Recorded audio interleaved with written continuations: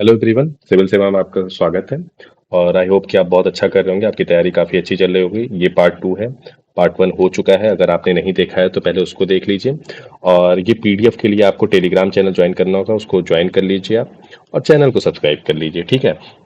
ये पीडीएफ आपको मैं टेलीग्राम चैनल पे डाल दूंगा और टेलीग्राम चैनल डिस्क्रिप्शन में आपको लिंक दे दिया हुआ है, ठीक है। चलिए तो शुरू करते हैं, ज़्यादा लेट नहीं करते हैं। तो पहला क्वेश्चन है, विच ऑफ ये जो लेक्चर है ना ईएसआईसी के ऊपर है, मतलब कि एम्प्लॉय इंश्योरेंस फंड जो आता है उसके तहत है, ठीक है। आपको पता होगा एम्प्लॉय स्टेट इंश्योरेंस एक्ट 1948 वाला जो है, अगर नहीं पता है तो जान लीजिए, उसी के ऊपर ये पूरा लेक्चर होगा।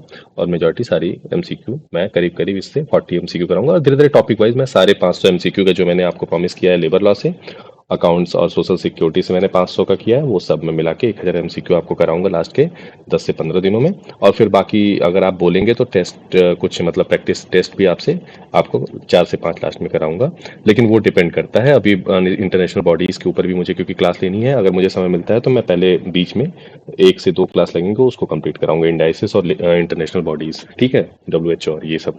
तो उसके लिए चैनल को सब्सक्राइब कर लीजिए और टेलीग्राम को ज्वाइन कर लीजिए अपडेट के लिए और इंपॉर्टेंट पीडीएफ के लिए, ठीक है। चलिए शुरू करते हैं। विच of the following labour legislation is implemented only by the central implementation machinery. मतलब सेंट्रल इम्प्लीमेंटेशन मतलब सेंट्रल गवर्नमेंट, ठीक है। तो सेंट्रल गवर्नमेंट की जो मशीनरी होती है, ट्रेड यूनियन, ये देखिए दोनों के अंतर्गत आता है। स्टेट भी कर सकता है और सेंट्रल भी। मेटर्निटी बेनिफिट, मेटर्निटी जैसे मान लीजिए क्या राज्य कर्मचारी कर रहे हैं तो क्या स्टेट इम्प्लीमेंट नहीं कर सकता? तो वो स्टेट भी कर सकता है, ये भी स्टेट कर सकता है। इंडस्ट्रियल डिस्प्यूट एक्ट, उसमें भी स्टेट गवर्नमेंट का हाथ होता है, लेकिन एम्प्लॉय स्टेट इंश्योरेंस एक्ट में नहीं होता है। इसमें क्या है ना कि ये आंसर होगा इसका डी। इसमें क्या है, सेंट्रल ही टोटली इम्प्लीमेंटिंग बॉडी होती है, ठीक है। अंडर सेक्शन 21 ब्रैकेट में 12 at the act of applicable to non seasonal factory. अब non seasonal factory under section 212 में कौन सी होती हैं? वो होती हैं 10 से ज़्यादा जिसमें एम्प्लॉय काम करते हैं, पर्सन काम करते हैं, ठीक है। ध्यान दीजिएगा। और बहुत ही मैं बेसिक में अगर 2x पे भी आप लगा के सुनेंगे तो आपका काम हो जाएगा, ठीक है।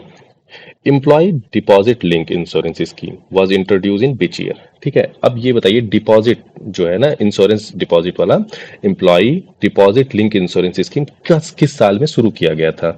तो एक्चुअली ये 1976 में था। स्टैटिक क्वेश्चन है, ये आपको याद करना होगा कि deposit link 1976। The payment of gratuity act was introduce in which year? बहुत ही इजी क्वेश्चन है। देखिए 1961 में मैटर्निटी था, 23 में इसका आंसर मैं डायरेक्ट बता दे रहा हूँ कि इसका आंसर होगा 1972 में पेमेंट ऑफ ग्रेजुएटी एक्ट था। 1972 में पेमेंट ऑफ ग्रेजुएटी एक्ट था। और आपको नहीं पता होगा तो मैंने एक मैराथन क्लास डाली है जिसमें कि कंपैरिजन है दोनों क्लासेस का, मतलब कि प्रीवियस एक्ट और अभी का जो चारों लेबर कोड बने हैं, तो वो चारों लेबर कोड प्लस 75 एमसीक्यू उसमें भी आपको मिलेगा। ज़्यादा नहीं, करीब पौने 2 घंटे की क्लास है, 1 घंटे 45 मिनट की। अगर 2x पे देखेंगे तो 1 घंटे में खत्म कर लेंगे और बहुत ही ईजिली हो जाएगा। और टेलीग्राम चैनल पे उसके भी सारे पीडीएफ पड़े हुए हैं, ठीक है, जाके आप डाउनलोड कर लीजिए, ठीक है। Maternity benefit act was introduce, मैंने अभी ऊपर बताया था maternity benefit 1961, payment gratuity 1972, ESIC act मतलब इंश्योरेंस वाला बताइए 1948। ये तीनों याद हो गया? कभी कभी ईयर भी डायरेक्ट पूछ देता है। Which of the following benefit is covered under the social security scheme? Medical facility social security तो होता है ना कि आपको मिले। रिटायरमेंट बेनिफिट ऑब्वियस है। कंपनसेशन फैसिलिटी ऑब्वियस है। तो all of the above answer होगा इसका डी, ठीक है। नेक्स्ट क्वेश्चन पे आते हैं। Making peace with employee by fulfilling all their needs without any resistance is the essence of, ठीक है। अपीजमेंट थ्योरी होती है। इस थ्योरी को क्या कहते हैं ये पूछा है। अभी मैं पॉलिसिंग थ्योरी और बेनेवल्स और रिलीजियस थ्योरी भी बता दूंगा, और मैंने आईआर में कुछ थ्योरी और कराई है, वो आप कर लीजिएगा। मेकिंग पीस विथ एम्प्लॉय, ध्यान दीजिएगा, making peace with employee by fulfilling their need without any resistance. मान लो एम्प्लॉय आपके यहाँ कोई काम कर रहा है, ठीक है, एक कंपनी है ए, यहाँ पे कोई पर्सन है पी, वो काम कर रहा है। अब इसकी जो भी मांग है ना, आप बिना सोचे समझे सब चीज कर दे रहे हैं, ठीक है, विदाउट कोई रेसिस्टेंस नहीं कर रहे हैं, ठीक है। तो उसे कहते हैं अपीजमेंट थ्योरी, ठीक है, अपीज कर रहे हैं आप उसको, ठीक है, मतलब। अब क्वेश्चन नंबर 8 पे आते हैं। क्वेश्चन नंबर 8 कहता है the age of dependent for obtaining dependence benefit under the employ state insurance act. ध्यान दीजिएगा, एम्प्लॉय स्टेट इंश्योरेंस एक्ट की बात कर रहा है। Now has been enhance to 18 साल से कितना साल बढ़ा के कर दिया गया? डिपेंडेंट की एज जो होनी चाहिए वो हो गई है 25 साल। ध्यान दीजिएगा, 18 साल से 25 साल कर दी गई है स्टेट इंश्योरेंस एक्ट में डिपेंडेंट की एज।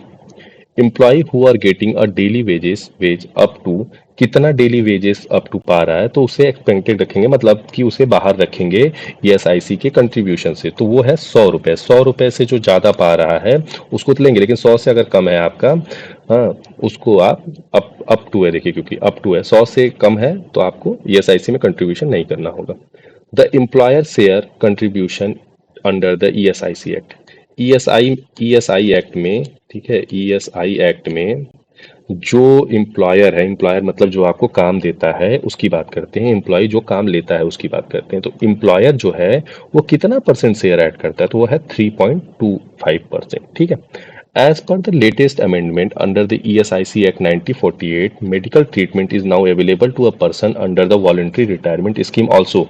अब ये बात कर रहा है ये ट्रू है कि फॉल्स है, मतलब कि जो अभी लेटेस्ट अमेंडमेंट हुआ है तो मेडिकल बेनिफिट जो है वो वॉलंटरी रिटायरमेंट पर्सन को भी मिलेगा या नहीं, तो इसका आंसर होगा ट्रू, यस, ए, मिलेगा, उस आदमी को भी मिलेगा जो कि वॉलंटरी रिटायरमेंट होता लिया है। और वॉलंटरी रिटायरमेंट का क्या होता है, जैसे मान लो आप 56 साल के हो गए, अब आपकी सर्विस करने की मन नहीं है, तो आपने क्या किया, आपने बोल दिया भाई मुझे रिटायरमेंट दे दीजिए, मेरा जो भी है मतलब फंड और ग्रेजुटी वेजुटी सब वो मेरा कंपाइल कर दीजिए, मैं रिटायरमेंट ले रहा हूँ, मैं सर्विस के लिए नहीं आऊँगा, ठीक है।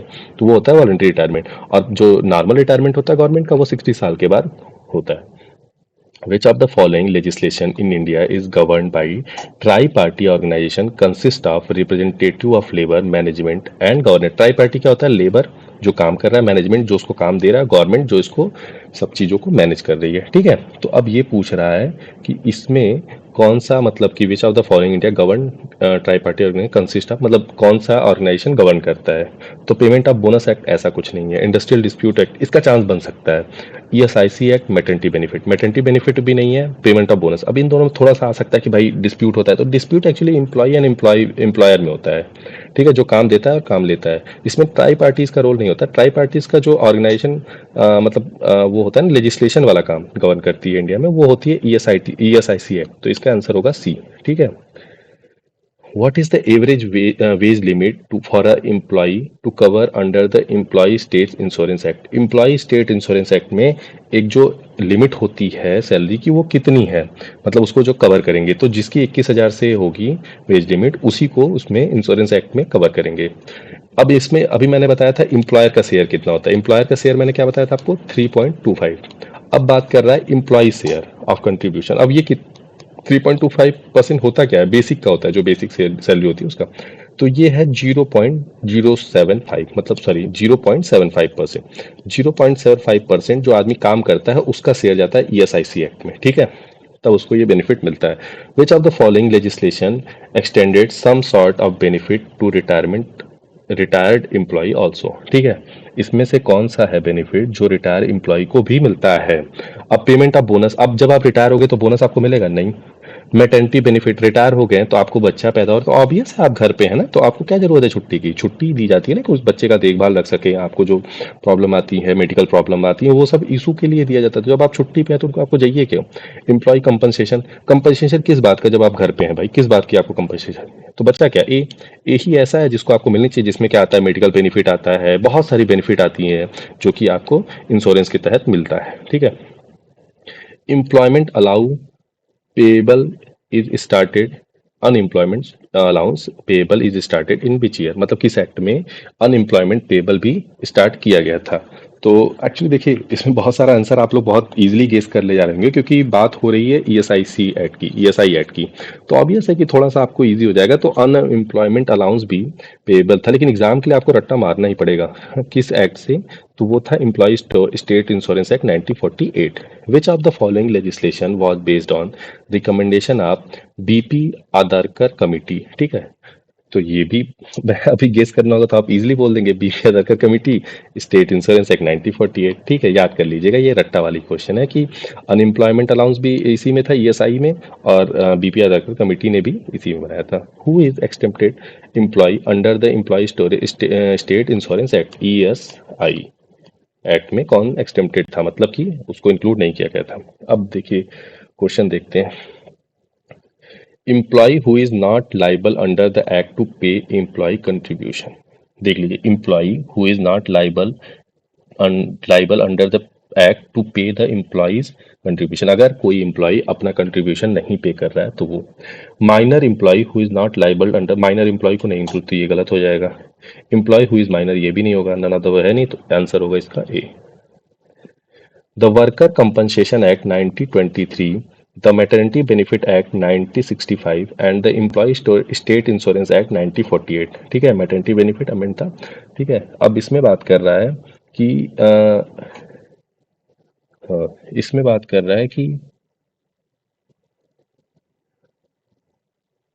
If worker compensation act and maternity benefit act are applicable the employ state insurance bank is not applicable. अब इसमें कह रहा है कि इन तीनों के हिसाब से स्टेटमेंट आपको सही बताने हैं। तो अगर वर्कर कंपनसेशन एक्ट और मैटरनिटी बेनिफिट एक्ट ऑलरेडी काम कर रहा है तो स्टेट इंश्योरेंस एक्ट नहीं जरूरत थी। क्यों नहीं जरूरत थी? क्योंकि ऑब्वियस है, जब आपको चीजें कंपनसेशन मिल ही रहा है, मैटरनिटी बेनिफिट मिल ही रही है, मेडिकल सुविधाएं मिल ही रही है, तो आपको क्या जरूरत है इंश्योरेंस की। ठीक है, तो आंसर होगा इसका ए। नेक्स्ट क्वेश्चन पे आते हैं।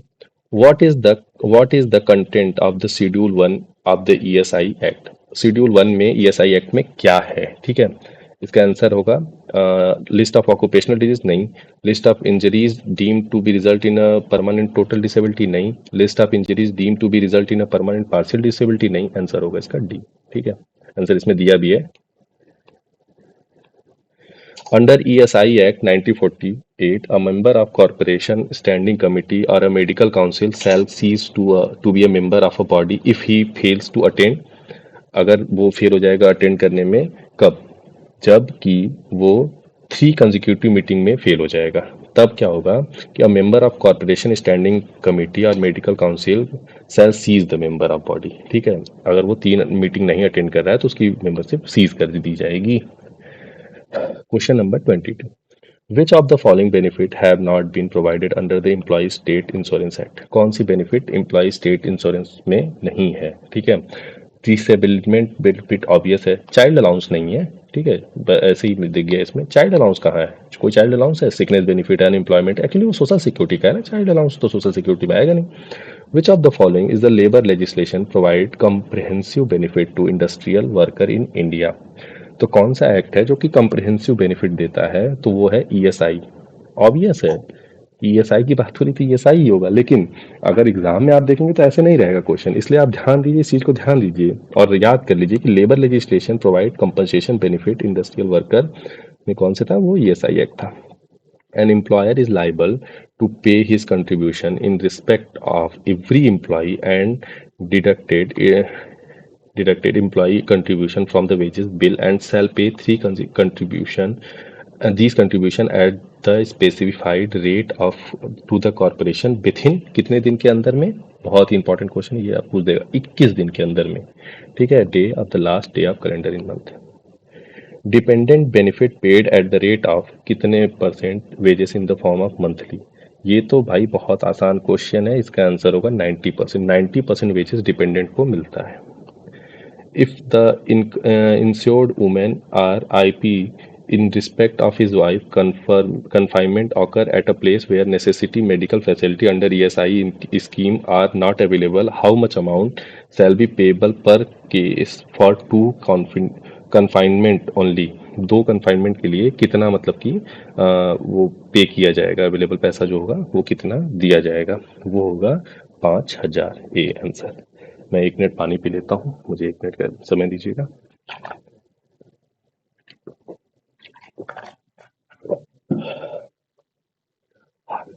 नेक्स्ट क्वेश्चन है, how much amount is payable to the dependent for the funeral. तो अगर मतलब जैसे कोई डिपेंडेंट है और फर्नल के लिए पैसे भी नहीं है तो उसके लिए कितना अमाउंट मिलता है? तो होता है 10,000। ठीक है, याद कर लीजिएगा, याद करने वाली चीजें हैं ये। Minimum wage limit for the physically disable person for available in ESIC benefit, कितना मिनिमम वेजेस आपको देना चाहिए? तो है 25,000। ठीक है, मिनिमम वेज 25,000 फिजिकली डिसेबल को दिया जाएगा। Maternity benefit for confinement pregnancy is payable for 3 months, which is extendable by further 1 month on medical advice। The rate of full wages subject to contribution for कितने दिन के लिए wages पर preceding year? Next year के लिए 70 दिन होगा इसका आंसर। ठीक है, ध्यान दीजिएगा, 70 दिन के लिए देना होता है प्रीसीडिंग, 70 दिन के लिए। Enhanced sickness benefit equal to full wages is payable to insured person undergoing sterilisation for कितने दिन के लिए? बहुत ही इंपॉर्टेंट क्वेश्चन है। 7 दिन के लिए जाते हैं डे। फॉर फीमेल के लिए है और मेल के लिए है, अरे सॉरी, फॉर मेल के लिए एंड फॉर फीमेल के लिए 14 दिन के लिए। ऑब्वियसली फीमेल को ज़्यादा जरूरत होती है। इनहेंस सिकनेस में 7 दिन के लिए मेल जाते हैं। एक्सटेंडेड सिकनेस की बात करें अगर, तो extended sickness benefit is extended up to 2 year in case of 34 malignant and long term disease at the enhanced rate of कितने परसेंट? ये आप 80% तक परसेंटेज ऑफ वेजेस, ठीक है, मिलता है। और इसमें कितना 7 से 14 दिन का होता है मेल और फीमेल के लिए इनहेंस के लिए, और एक्सटेंडेड के लिए 80 मंथ, लेकिन 2 ईयर के लिए अप टू जा सकते हैं वो कितना, इन केस ऑफ 34 मैलिगेंट के लिए, लॉन्ग टर्म डिजीज अगर है तो। In order to qualify for sickness benefit the insured worker is required to contribute for कितने दिन के लिए कंट्रीब्यूट करता है insured worker? 78 days, answer A, ठीक है, ध्यान दीजिएगा। Sickness benefit in the form of cash compensation at the rate of 70% of wages is payable to insured worker during the period of certified sickness for maximum period of कितना year? बहुत ही easy question है, इन सबको रट्टा करना होगा। 91 days, B. Medical care is provided to retired and permanently disable insured person and their spouse on the payment of token annual premium 120 रुपये। Answer होगा इसका सी, ठीक है। 120 रुपये का मेडिकल टोकन दे देता है वो आदमी, तो उसको ईएसआईसी के लाभ के लिए वो हो जाता है। The state government as per provision of the act contribution 1/8 of the expenditure of medical benefit within per capita ceiling. कितना पर कैपिटा सीलिंग होना चाहिए उस आदमी का?